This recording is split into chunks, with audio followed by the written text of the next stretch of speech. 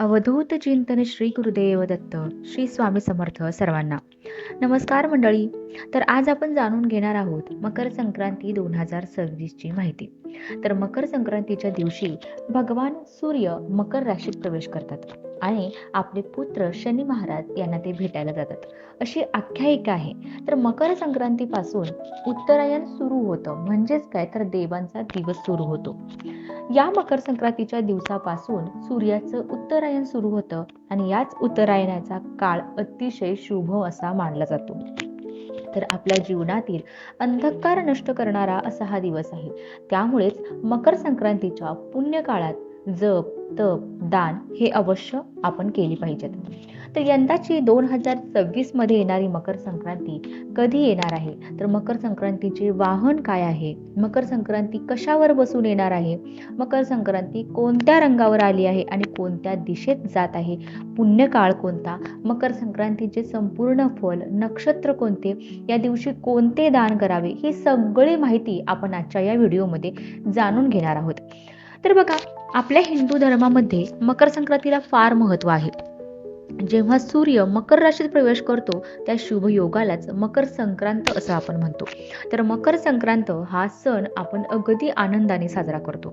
मकर संक्रांत हा सण नेहमी आपण पाहत आलोय की 14 जानेवारीला येतो किंवा कधी कधी 15ला सुद्धा येतो. तर असं 15ला येतं असं कधीतरी, म्हणजे क्वचित घडत असतं. तर 14 जानेवारी 2026 रोजी संक्रांत या 2026 ची आली आहे.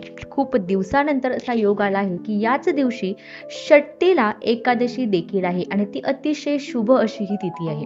एकादशी आणि मकर संक्रांती एकत्रित आपण साजरी 2026 मध्ये करणार आहोत. तर शके 1947 पौष कृष्ण 11 बुधवारी 14 जानेवारी 2026 रोजी दुपारी ठीक 3:06 सूर्य मकर राशीत प्रवेश करतो. तर संक्रांतीचा पुण्यकाळ कधी आहे, तर 14 जानेवारी रोजी दुपारी 3:06 पासून सूर्यास्तापर्यंत, म्हणजेच 6:20 पर्यंत या पुण्यकाळात आपण काय करायचं, तर महिलांनी वाण वसा करून घ्यावा. तर वाण द्यावं, दान कोणतं द्यावं, तर या वेळेमध्ये हे जे मी टायमिंग तुम्हाला सांगितलं, या वेळेमध्ये तुम्ही जप तप या गोष्टी जास्तीत जास्त करा, दान करा. कारण या वेळेमध्ये मकर संक्रांतीच्या वेळेला दान केलेलं अतिशय शुभ आणि पुण्याचं काम असं मानलं जातं. तर आता यावर्षी मकर संक्रांत कशावर बसून आली, वस्तू कोणत्या परिधान केलेल्या आहेत तिनं, आणि संक्रांतीने ज्या वस्तू परिधान केलेल्या आहेत तर त्याच वस्तू आपल्याला वर्ज करायच्या असतात. तर यावर्षी सूर्याचे मकर संक्रमण हे बालव कारणावर होत असल्याने वाहन वाघ आहे आणि त्याचं उपवाहन जे आहे ते घोडा आहे. तर तिने पिवळे वस्त्र परिधान केले असून हातामध्ये गदा घेतलेली आहे, केशराचा टिळा लावलेला आहे, वयाने कुमारी असून ती बसलेली आहे, वासा करता जाईचे फूल घेतलेले आहे, पायस भक्षण करीत आहे. बघा, पायस म्हणजेच काय तर खीर, म्हणजेच या दिवशी दूध किंवा दुधाचे जे काही पदार्थ आपण जे खातो ते शक्यतो त्या दिवशी खाणं टाळावं. आणि ती सर्प जातीची आहे. भूषणार्थ मोती धारण केलेली आहे. वार, नाव व नक्षत्र, हे अनुराधा आहे आणि वार नाव मंदाकिनी आहे.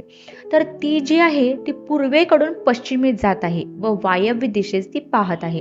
संक्रांतीचे फळ, संक्रांतीने ज्या वस्तू परिधान केलेल्या आहेत त्या वस्तू त्यावेळेस खूप महाग होतील. त्या संक्रांती जिथून आली आहे तेथील जनतेला सुख प्राप्त होईल. पर्व काळामध्ये द्यावयाचे दान म्हणजेच काय, नवे भांड, गाईला घास, अन्न, तिळपात्र, गूळ, तीळ, सोने, भूमी, गाय, वस्त्र, घोडा इत्यादी यथाशक्ती तुम्ही त्यावेळेला दान द्यावीत. तर मकर संक्रांतीचा सण हा 3 दिवस चालत असतो. तर संक्रांतीच्या आदल्या दिवशी भोगी हा सण साजरा केला जातो. तर यंदा भोगी हा सण मंगळवार 13 जानेवारीला भोगी हा सण असणार आहे. 14 जानेवारीला मकर संक्रांत आणि 15 जानेवारीला किंक्रांत हा सण साजरा केला जाणार आहे. तर किंक्रांत म्हणजेच करी, तर त्या दिवशी गुरुवार आहे, दिनांक 15 जानेवारी 2026 ला किंक्रांत असणार आहे. तर अशा प्रकारे 3 दिवसांचं वेगळं वेगळं असं महत्व आहे. तर आपल्याकडे हे 3 दिवस अगदी छान आणि उत्साहामध्ये मकर संक्रांतीचा सण आपण साजरा करतो. त्याचबरोबर महिलांचा हळदी कुंकवाचा कार्यक्रम आणि तिळगुळ वाटण्याचा कार्यक्रम रथसप्तमीपर्यंत हा चालू असतो. तर अशा प्रकारे तिळगुळ घ्या, गोड बोला असं म्हणून तिळगुळ देऊन हा सण साजरा केला जातो. तर बघा, बाजारभावावर ज्योतिषशास्त्रानुसार सोनं, चांदी, डाळी, तांदूळ यांच्या दरामध्ये वाढ होण्याची शक्यता आहे, अशी चिन्ह ही ज्योतिषशास्त्र सांगत आहे. तर संक्रांतीच्या काळामध्ये दान धर्माला फार महत्त्व आहे. तर या पर्व काळामध्ये वस्त्रदान करावं, भांड्यांचं दान करावं, अन्नदान करावं, फळे दान करावीत आणि गाय सुद्धा दान करावी. तर नवीन भांडी आपण देऊ शकतात, तीळपात्र देऊ शकतात. ब्राह्मणाला किंवा याचकांना दान करत असताना आपण त्यांना अन्न देऊ शकता. गूळ, तीळ, वस्त्र, गोग्रास अवश्य तुम्ही यावेळेला द्या. आणि या दिवशी आपण सत्यनारायणची पूजा सुद्धा करू शकता. तसंच तीळ हवन देखील आपण या दिवशी करू शकतो. तर आता ह्या सगळ्या ज्या वस्तू आहेत ते आपल्या परिस्थितीनुसार आपल्याला दान करायच्या आहेत, परंतु यामधलं काहीतरी आपण त्या दिवशी दान करायचं आहे. तर हा जो मकर संक्रांतीचा काळ आहे त्या काळामध्ये बघा, उबदार कपडे, काही ब्लँकेट अशा वस्तू दान सुद्धा केल्या जातात. तर आपापल्या ऐपतीनुसार काहीतरी आपण त्या दिवशी तुम्ही दान नक्की करा.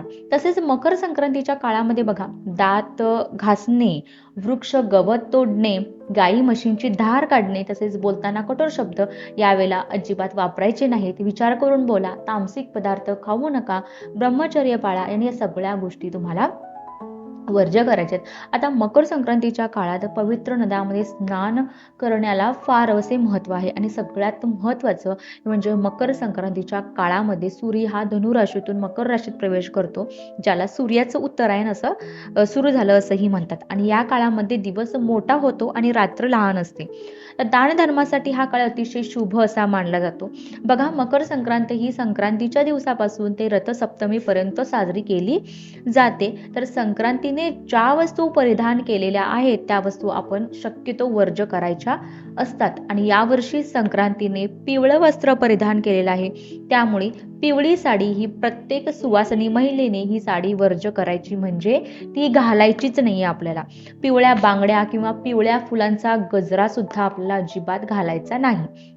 आता आपण ही गोष्ट जाणून घेणार आहोत की या दिवशी कोणकोणते धार्मिक उपाय करायचे आहेत. तर या दिवशी धार्मिक उपाय म्हणजे सकाळी तीळ मिश्रित पाण्याने स्नान करून सूर्याला अर्घ्य द्यावे, त्यात काळे तीळ टाकावे आणि त्यामुळे काय होतं, तर यामुळे पितृदोष दूर होतो. तर लक्ष्मी प्राप्तीसाठी आपण कवड्या आणाव्यात घरात, कवड्यांना दुधाने स्नान घालावे आणि एका वाटीत हळद घेऊन कवड्या त्यामध्ये ठेवायच्या आहेत. तिळाच्या तेलाचा दिवा लावून ते पूजन करायचं आहे. मुख्य दरवाजासमोर तुपाचा दिवा लावायचा आहे. तसेच तुळशीला तुपाचा दिवा लावावा आणि पूजनानंतर या ज्या कवड्या आहेत त्या आपल्या तिजोरीमध्ये आपल्याला ठेवायच्या आहेत. इथे एक गोष्ट आवर्जून महत्त्वाची तुमच्यासोबत मला शेअर करायची आहे. बघा, यावर्षी 2 पंचांगात वेगवेगळी माहिती दिलेली आहे. चिंतामणी पंचांगाच्या आधारे जर माहिती आपण पाहिली तर दोन्ही पंचांगातली माहिती सेम आहे, पण फक्त चिंतामणी पंचांगामध्ये काळा रंग वर्ज्य सांगितलेला आहे आणि आपल्या कॅलेंडरमध्ये तसेच दुसऱ्या पंचांगात पिवळा रंग वर्ज्य असं सांगितलं आहे. आता तसं पाहिलं तर गेल्या वर्षी देखील पिवळा रंगच वर्ज्य होता. तर अशा पद्धतीने या वर्षीच्या जो मकर संक्रांत आहे या शुभ तिथीला आपण सदुपयोग करा, या दिवशीचा फायदा उचला आणि या दिवशी भगवान सूर्याची, भगवान विष्णूची सेवा करा. आपल्या जीवनातील जो काही अंधकार आहे तो नष्ट होईल आणि आपल्या जीवनामध्ये सकारात्मकता येईल. त्यामुळे या दिवसाचा फायदा तुम्ही नक्की उचला. तर हा खूप महत्त्वाचा व्हिडिओ मी तुमच्यासोबत शेअर केलेला आहे. तर व्हिडिओ जर तुम्हाला आवडला असेल तर व्हिडिओला नक्की लाईक करा, शेअर करा आणि चॅनलला सबस्क्राईब करायला विसरू नका. तर व्हिडिओ शेवटपर्यंत पाहिल्याबद्दल अगदी मनापासून मी तुमची खूप खूप आभारी आहे. धन्यवाद. श्री स्वामी समर्थ. जय जय स्वामी समर्थ.